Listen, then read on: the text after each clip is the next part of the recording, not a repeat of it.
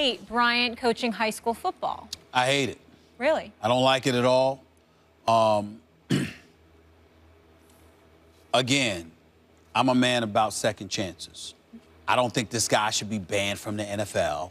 I don't think we should hate him or anything like that. That's not where I'm going. What I'm saying is that if I am the parent of a kid, while in most situations we think that it's great for you to be exposed to somebody who's going through the trials and tribulations, can speak directly to the pitfalls you need to avoid, et cetera, that's after they've succeeded in overcoming their own ailments, addictions, or whatever the case may be. This dude is in the midst of a 1-year, full season-long suspension for violating the league's drug program. This is in the aftermath of being suspended for 4 games in 2015 for drug violations. This is in the aftermath of going to John Lucas in Houston, trying to get himself rehabilitated.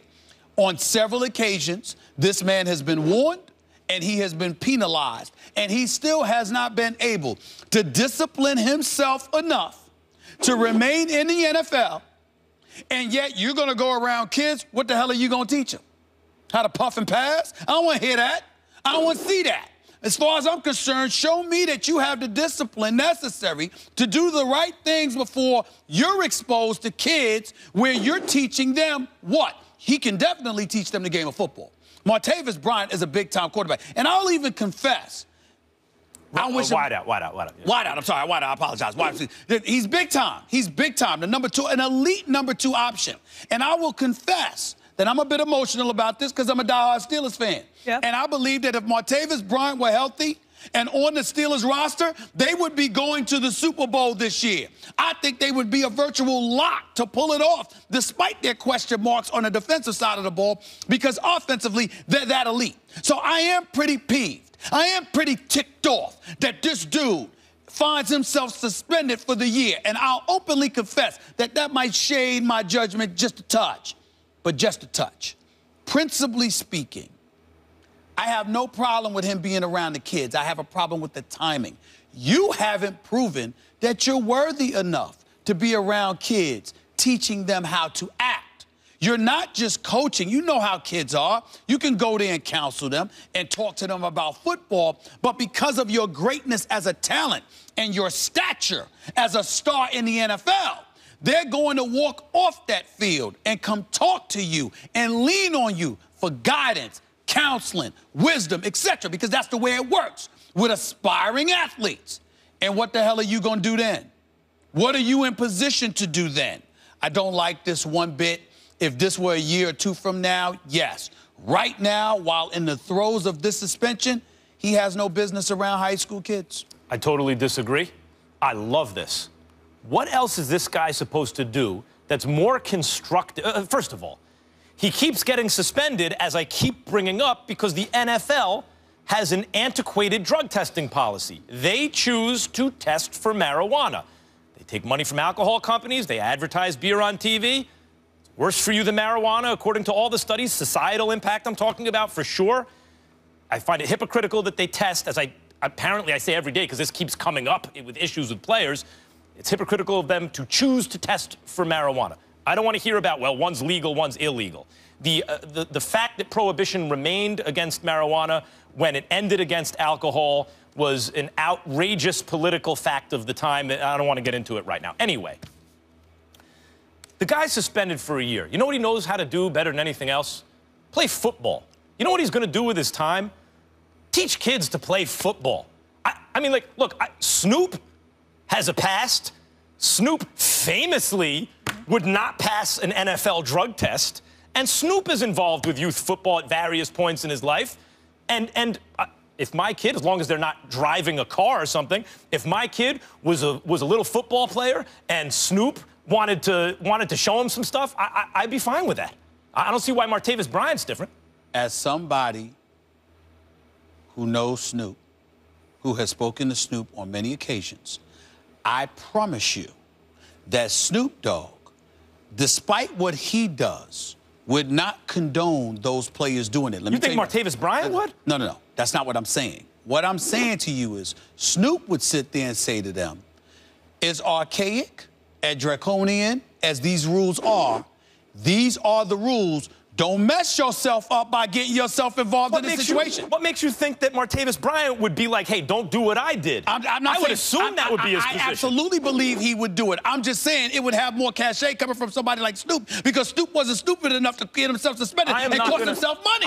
That's the point. I am not going to be mad at a guy who wants to spend his time. I'm saying in high school. I'm saying in high school. What he knows best. No, I don't blame him. High school kids. Martavis Bryant is doing the right thing for himself. I'm saying if I'm that high school, I wouldn't want him doing it. I'm saying if I'm them, not him, he's not doing anything wrong. I'm the principal of the high school. Come on, Martavis. I got a top-flight NFL talent coaching my kids. Hell no. I don't think Hell no. Hey, Martavis, will you tell them to stay off drugs? Yes? Okay, come on. All right, we're moving on. Coming up, should the reigning two-time MVP actually, I'm lying. That's not what we're doing next. More First Take after the break. Stay here. By the way, why are you looking down? Who are you talking to when you're looking at the glass? What's up, everybody? Welcome into First Take. Thank you so much for being with us here. It is the final day of Radio Takeover Week, and guess what? We saved the best for last. David Jacoby, Jalen Rose of Jalen and Jacoby. You guys are on radio and on ESPN2. Just saw you on the red carpet. You guys were doing your thing for the ESPYs, and you hustled to be here, so appreciate it. And congrats on the show. Oh, thank you, Molly. Every day.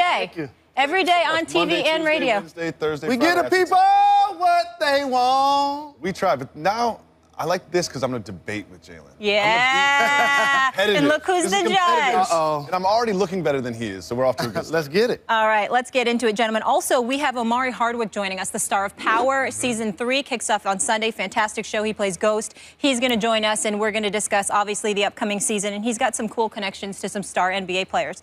So we will talk to him. He does, but we tip things off in the association. Let's get it started. The Warriors became the first team in NBA history to lose in the finals after leading 3 games to 1, but Andre Iguodala doesn't think the team that beat them, the Cavaliers, were the best team in the NBA. Quote, now that we got KD, I can say it. They were the best team last year in the league in the playoffs. They were better than us. They were better than Cleveland. They were the best team in the playoffs, and they should have won a championship. J. Rose, you have a problem with him saying this? Mr. Iguodala, I got news for you. The Ultimate Warrior's name is LeBron James, and they won the championship, not the Golden State Warriors or the Oklahoma City Thunder, who, by the way, we're up 3-1 in that series. We're in pole position to actually make it to the NBA Finals. You give the Golden State Warriors a lot of credit for returning and taking the lead and advancing, but the best team actually won the championship this year. There is a system in the NBA to figure out which team is the best team. It's called the playoffs. They have 7-game series. You know, they don't. This isn't the Super Bowl where maybe there can be a fluky thing. He's only saying this because they now have KD. And if the Thunder were the best team, KD wouldn't be on the Warriors. The Warriors now are the best team. However, LeBron James chased you down and blocked your shot. Gotta dunk that. LeBron James led the finals in every single statistical category, and he said this on Power 105, The Breakfast Club, the very same place where Birdman had to run up in there and say, put some respect on my name. They might get a visit from LeBron James after this interview. He might have to go in there. But also it's pouring salt into the womb of the Oklahoma City Thunder. That's truly what he's doing. I feel so bad for those fans. Yes, he did. He's throwing shots because they do have a terrific roster. They continue to try to improve their team. We know about Russell Westbrook, a top-flight player. Cantor, Adams showed their wares in the playoffs. You make the move for Ibaka, you add Oladipo. So they're a really good basketball team. And with KD, they could have easily been one of the favorites in the NBA on paper. But now KD goes to Golden State. They're obviously the favorite. And if you do the math, what Andre Iguodala is really saying is, we are the best team in the NBA. Because if the Thunder were the best team, KD would still be there. And he's saying, okay, so they were the best team. Now we have KD. You do the math. We are the best team in the NBA. That's what he's really saying. But I can't front. I was disappointed to see KD, whose team was up 3-1, as I mentioned, leave those group of guys that he was leading and join the team that beat them. That says a lot to the guys that you play with. And he talked about him and Russell Westbrook's relationship is not going to be the same. I bet it isn't. Imagine that conversation. Hey, man, I know you're going to be a free agent after this year. I know we had a tough run this year, but I'm bouncing to the team that we shed tears after we lost to just a couple of weeks prior. The second that Russell Westbrook hung up the phone in that conversation, he picked it back up, called his real estate agent, and said, we have to put my house up because I am leaving. I am gone. There's no way that Russell Westbrook is staying with the team. And also it puts Russell in a unique spot because now everywhere he goes, the fans are going to look for him to be the savior. Don't leave us, Russell. Don't do us like KD. But how about this? I'm putting this on wax. When KD returns to play in OKC, I have a bulletin board material for the fans. His 2010 tweet, when he talked about not liking players. King of trash talk right here. This man does his research. We all know that on this show. Jalen, that was 6 years ago. Okay. That was 6 years ago. People can change over 6 years. Okay. 6 years ago, you were not the same person you are today. I agree. But at the same time, if you're those fans, let's talk about his tweet. He said, basically, I'm paraphrasing, what's up with all these super teams? When the Lakers were doing it, adding Steve Nash, adding Dwight Howard to go with Kobe Bryant, and when LeBron James and Chris Bosh were going to join Dwayne Wade in Miami, he felt like I felt in 2010. So there it is.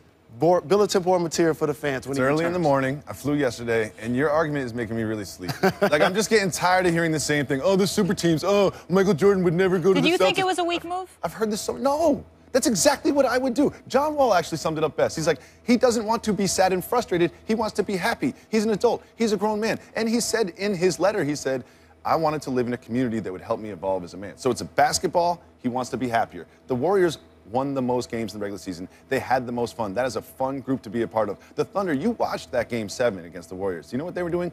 Arguing with each other. Do you know what the Warriors aren't doing? Arguing with each other, unless Draymond Green is involved. But won't you respect the championship less if he wins it with the Warriors rather than Thunder? You don't care? No way.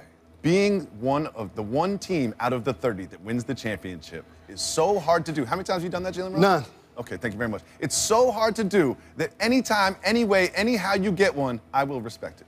The most fun on a basketball court is actually competing with guys that know how to play and like one another. So I understand in a ring first generation where we don't judge players.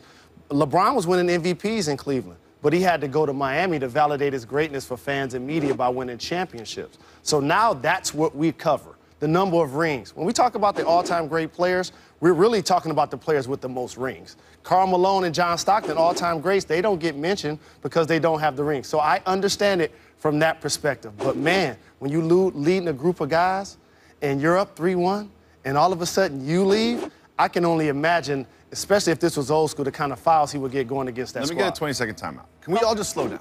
Right? You've already given them the championship. Ask me whether I'll respect them. Do you remember? They're going to win at least one. They were up 3-1. When they were up 3-1, remember what we were talking about? Are they better than the Showtime Lakers? We completely dismissed the Cleveland Cavaliers. And guess what happened? The Cleveland Cavaliers came back and won the championship. Let's not give the Warriors this championship yet, especially when there's a gentleman by the name of LeBron James in Cleveland, or maybe in Cleveland. Maybe he'll sign. Who knows? He's a free agent right now, but he will sign. Let's not hand the Warriors the championship so fast. You remember what happened LeBron's first year in Miami. Oh, we're not handing them the championship, but Molly just did. She said we respect the championship. No, I just wanted to know how you'd feel if it happens. Would you respect it more if it was with OKC, his original crew? Let's be honest. You would. Isn't there a You're lying to me right here on national TV. You would feel better if you... Yes, you do. No chance. There's this feeling in the air amongst people that speak into microphones that the Warriors are going to win the championship. And I really feel like that is not a done deal. Here's the thing he gave up that I actually applaud him. He gave up an opportunity to be immortalized in OKC. Oh, they're going to do the statue thing? Absolutely. Fall asleep. Because it's just like what you saw with Dirk winning in Dallas, Tim playing his whole career with the Spurs, Kobe playing his whole career with the Los Angeles Lakers. But great Jalen, players. statue or a ring? I love statues. Go. Explain the statue thing first. No, because here's a guy that gave all he could for 8 or 9 years in Seattle and OKC. So there's some humbling that has to be done for him to say, I'm giving all of this up, and I'm only about the rings. So I do respect that. But what happens when you go play rec ball? Okay, there's the two best players, and they're picking teams. Mm-hmm. And the first guy gets to pick, the next guy gets to pick two. Mm-hmm. Why? For the balance of power. You don't just say, oh, the best guy loses. Hey, can you hold me a spot? I'm running with y'all. It usually doesn't work like that, but that's what today's NBA has become in the LeBron era, and rightfully so. It's all about the rings. Why is it that every single human being that cashed a check to play basketball that's over the age of like 35 21 hates this so much? Like, what is the problem? You're bringing up rec league basketball and all sorts of stuff. Here's what I like: drama. I like storylines. I like interest. Do you know what this is? Building from the ground up. For business. This is really good. I am so excited for this regular season, more so than any regular season I can remember. Here's why the super teams are bad for today's